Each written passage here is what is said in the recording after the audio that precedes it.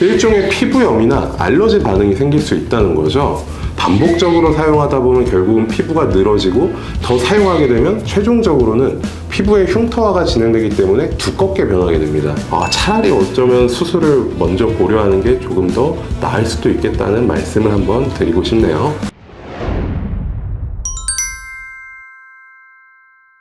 안녕하세요. 스타트 채널의 한바른 원장입니다. 오늘은 성형수술의 거의 기본 중에 기본이라고 할 수 있는 쌍꺼풀 수술에 대해서 알아볼 건데요. 제가 성형외과 의사를 시작할 때만 하더라도 대부분 성형수술을 처음 접하는 시기가 수능 보고 나서 이제 고등학교 졸업했을 때 혹은 대학 입학을 앞둔 시점에서 많이 찾아오셨었거든요. 최근 4, 5년 사이 정도는 이제 쌍꺼풀 수술의 나이대가 많이 어려진 것 같아요. 중학교에서 고등학교 넘어가는 시점에서도 꽤 많이 상담을 받고 수술하러 찾아오시거든요. 사춘기에 학교에서 친구들이랑 같이 수업 듣고 어울리고 이야기 나누고 하면서 예뻐 보이고 싶은 마음이 얼마나 크겠어요. 누구나 이제 돋보이고 싶은 마음이 있잖아요. 이제 오히려 비슷한 또래 아이들과 하루의 대부분을 같이 생활을 하는 입장에서는 더 그럴 수 있겠죠. 수술하는 의사의 입장에서는 부모님들께 말씀드리고 싶은 내용이 한 가지 있는데, 자녀가 쌍꺼풀 액이나 쌍꺼풀 테이프를 자주 사용하시는지 한번 살펴보실 필요가 있거든요. 쌍꺼풀 액이나 이제 테이프 같은 게 요즘 워낙 구하기 쉽고 이제 친구들이랑 나눠 쓰기도 하고 또 간편하게 쌍꺼풀을 만들 수 있어서 사실 미용적으로 관심이 많은 친구들은 정말 어렸을 때부터 테이프를 사용해서 쌍꺼풀을 만들게 돼요. 한 조사에 의하면 여자 중학생의 50%가 이미 쌍꺼풀액이나 테이프를 이용해서 쌍꺼풀을 만들고 있다고 합니다. 이 정도면 사실 웬만한 친구들은 거의 다 하고 있다고 봐야 되는 거죠. 근데 이게 몇 번은 괜찮은데 반복되면 문제가 될 수 있습니다.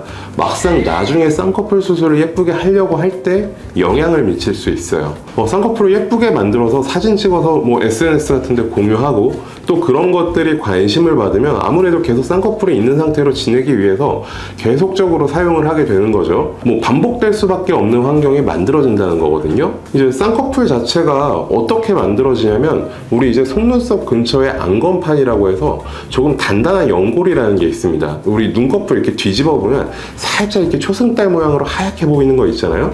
그게 이제 바로 안검판인데 이제 거기에 눈을 뜨는 근육이 연결되어 있거든요.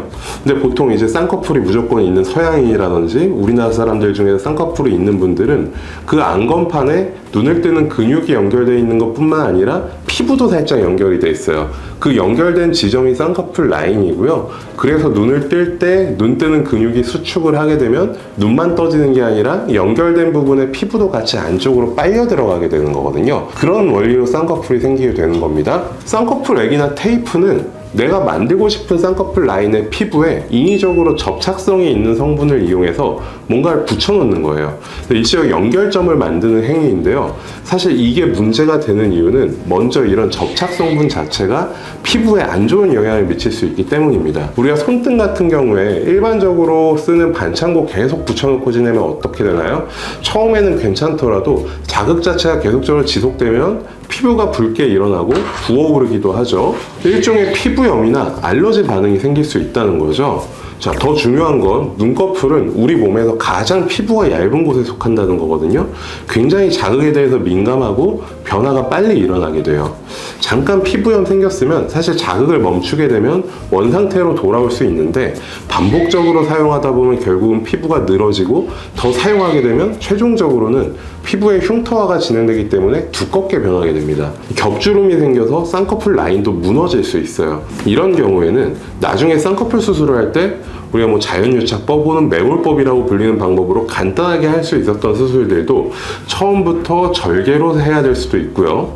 라인도 예쁘게 빠지기 어려울 수 있습니다. 어린 친구들이 쌍꺼풀 액과 테이프의 사용 빈도가 많다는 것은 아무래도 이제 성인들에 비해서 스스로 수술을 하겠다고 마음을 먹을 수 없는 환경에 있죠. 이제 두려움도 당연히 클 거고 또 어렸을 때는 사실 경제적인 독립이 불가능하기 때문에 내가 하고 원래 할 수가 없잖아요. 근데 우리가 어렸을 때 엄마 화장대에서 몰래 화장품을 발라본 경험이 다 있죠? 뭐 사실 저도 있는데 아마 여성분들은 100% 있지 않을까 생각이 되거든요. 제가 부모님들께 말씀드리고 싶은 이야기는 뭐 우리 아이들도 사실 우리랑 똑같습니다. 이제 어렸을 때 뭐 호기심이라든지 하고 싶은 거, 예뻐 보이고 싶은 거 이런 것들 다 똑같기 때문에 만약에 자기 본인 자녀가 쌍꺼풀 액이라든지 테이프를 계속적으로 사용하는 모습이 보인다면 차라리 어쩌면 수술을 먼저 고려하는 게 조금 더 나을 수도 있겠다는 말씀을 한번 드리고 싶네요. 자, 오늘은 쌍꺼풀 테이프로 쌍꺼풀을 만드는 것에 있어서 좀 고려사항에 대해서 알아보았고요. 다음 시간에도 더 좋은 정보로 찾아뵙도록 하겠습니다. 자, 지금까지 한바른 원장이었습니다. 감사합니다.